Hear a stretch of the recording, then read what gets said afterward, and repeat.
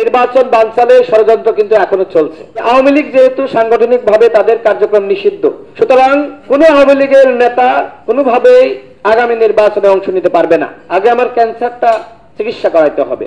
তার মানে কি? তার মানে এই যে নির্বাচন কমিশন বিভিন্ন জায়গায় যে সংকট সমস্যাগুলো রয়েছে এইগুলো সমাধানে তাদের যথাযথ উদ্যোগ নিতে হবে, অন্যথায় সেরা নির্বাচন করা সম্ভবপর হবে না। আমার সর্বশেষ কথা হলো যে নির্বাচন বানচালে ষড়যন্ত্র কিন্তু এখনো চলছে।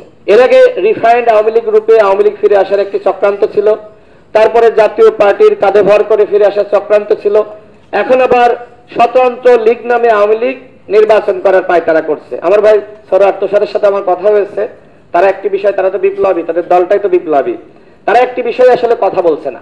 এখানে হাদি ভাই আছেন, তিনিও বলছেন না। সেটা হলো আগামী নির্বাচনে আওয়ামী লীগ, যারা আওয়ামী লীগের নেতারা ছিল এরা নাকি স্বতন্ত্রভাবে 300 আসনে প্রার্থী দেবে।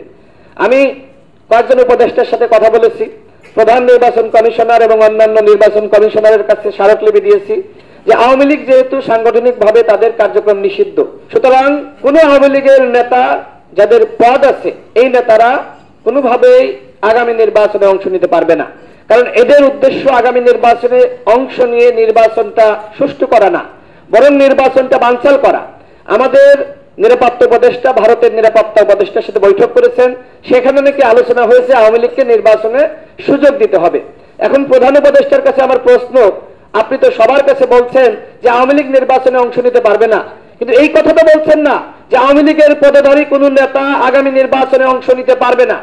আওয়ামী লীগকে যদি আপনি সুযোগ দেন, এই পদধারী নেতাদেরকে, তারা এমন ধরনের অরাজকতা সৃষ্টি করবে, এমন ধরনের পরিবেশ তৈরি করবে, ছাত্রলীগ যুবলীগ কিন্তু ওর পিছনে হাঁটবে, ওই নেতার পিছনে নির্বাচনটা আর করতে পারবেন না।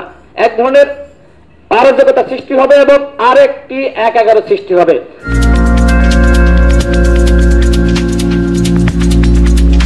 সুতরাং সরকারের কাছে, নির্বাচন কমিশনের কাছে আমার আহ্বান, কোন আওয়ামী লীগের পদধারী নেতা আগামী নির্বাচনে অংশ নিতে পারবে না, ফ্যাসিবাদ এবং তার দোসররা অংশ নিতে পারবে না, যারা দামি নির্বাচনে অংশ নিয়ে শেখ হাসিনাকে ফ্যাসিস্ট বানিয়েছে তারা অংশ নিতে পারবে না।